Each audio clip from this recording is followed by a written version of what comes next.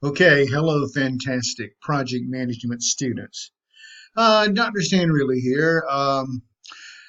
I just wanted to take a few minutes to record a brief video for you that I thought might be interesting because I can take you back in time a bit whenever I was doing a lot of project management in healthcare.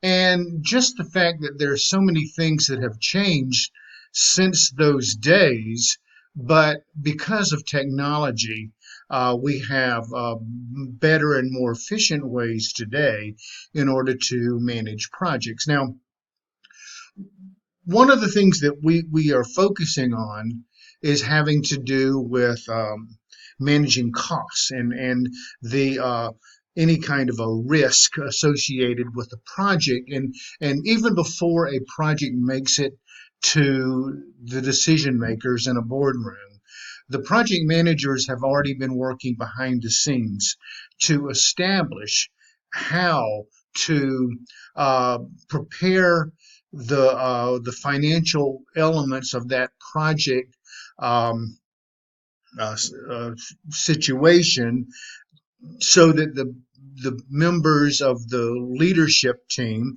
can make more informed decisions. Now, what you want to do as a project manager, and I know some of you may be studying this to actually be one. Some of you may already be project managers. uh, some of you do projects at your place of business and you are not a project manager, but we do projects all the time. They don't have to be formal and official, but what we want to do is make sure that costs are taken into consideration and projections of costs. All right. So one of the things that we have to do as project managers is to uh, estimate what we think a project will cost.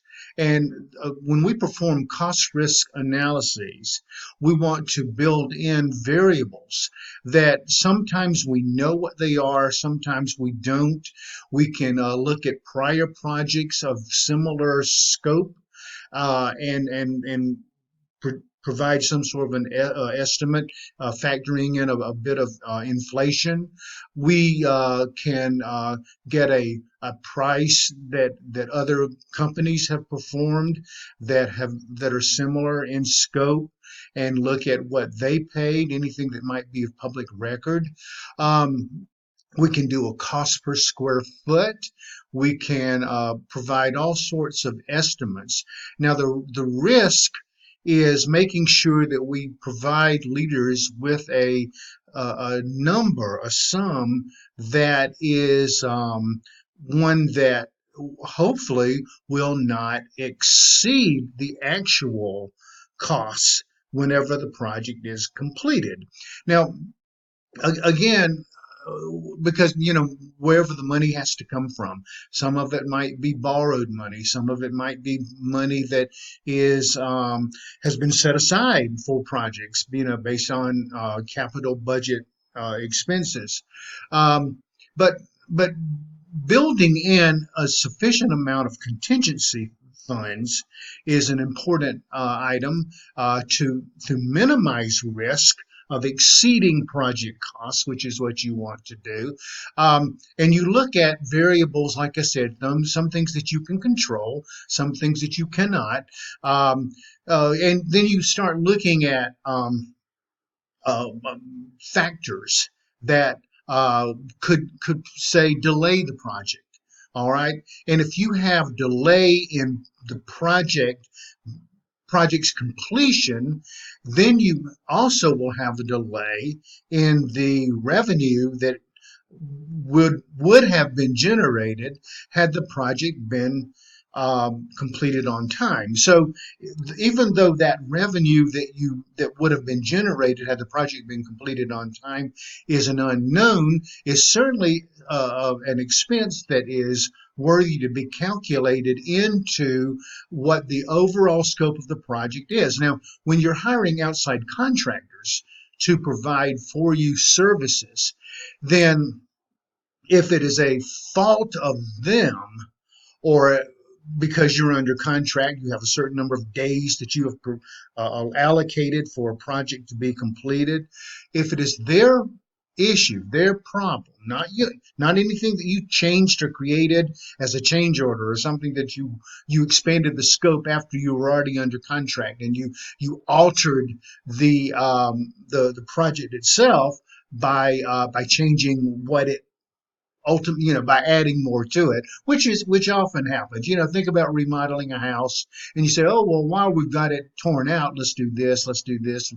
So that widens the scope of the project. It's not as finite as it was at the very beginning. Now, those risks you assume yourself, and that's why you build in the contingencies for delays. All right. And also, you want to make sure that you estimate enough that would create a cushion, so to speak, for adding more to the scope. Now, going back to the outsourced contractors, if they delay your project and you have not messed with it, you've not changed the scope, um, then they must assume the risk. All right. So you write into your contract before they even sign with you what's called liquidated damages, and these damages are a progression of funds, numbers, dollars that would be deducted from the original contract price um, that you would owe the contractor as a result of a day by day by day by day, however many days um, that your project is delayed. So you want to ensure that you cover your delays sufficiently in that amount. Okay, but it's kind of a double-edged sword, because if a contractor signs with you a contract that has liquidated damages built in, and they know that they are accountable for that extra money in the event they are delayed. It could be they have supplier delays, things that are out of their control, because everything is systemic, right? Um, Nevertheless, they may elevate their initial price to you.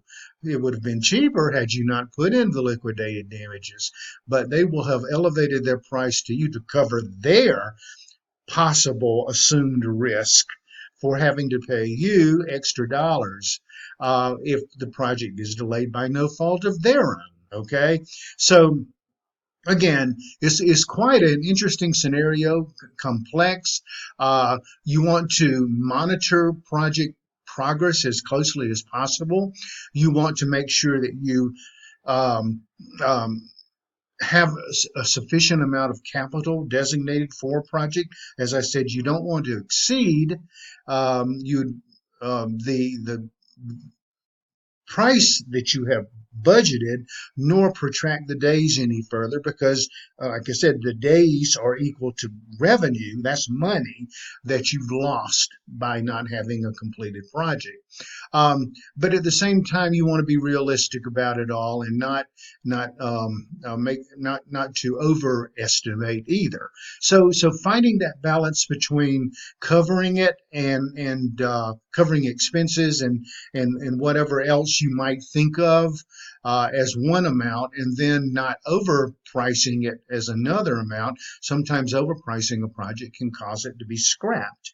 Okay, leaders can say, well, if we're going to have to put that much into it, it's really not worth doing it. So, that's why you as a project manager must provide to them legitimate, realistic facts and figures, assumptions, calculated risks, using whatever methodologies you want to use, timelines showing different milestone elements that have to be met before the next one can be. Projects are often phased. I did a lot of that because when we were taking over space, we would have to have a delay between phases where something might have to be moved. You fix something, then you move it there, then you can capture that space in order to continue the project. Okay, so Phasing is also something that has to be considered, and that protracts the time as well. But uh, projects are not always linear. They go up and they go down as far as looking at your timelines. But establishing whatever interruptions that might be along the critical pathway that you set up, working with your contractors. I would encourage you to do that because they're the ones that are going to partner with you in helping you to determine when those delays or milestones might come. And it could fall in a good time of the year for your company. It may fall in a bad time of the year for your company. But often it's a good idea for capital to be acquired at the very beginning, put into some sort of a revenue generating account while it's there. It can be making money onto itself. It's never a good idea to pay out to a contractor a full amount. You always hold back. You pay them in installments. You pay them based on achievements, pay schedule that you and the contractor set up together, and you do not pay them in full until the project is completely done and that has been checked out by you and the end users, and maybe you have a regulatory body that also has to check it out. So you hold back a certain amount of money, a percentage, 10, 15%, until the project is signed off on completely and certified. All right, well, I've talked long enough, about 12 minutes here. So thank you for your attention. I just wanted to give you an overview because we're going to be talking about all of these things in class, and you're going to be hearing more about it in your career and place of business and on any kind of exams or certification exams and tests that you will be taking later on to advance your career in this field. Thanks again. Take care, and see you in our discussions. All right. Dr. Stan Reeley signing off.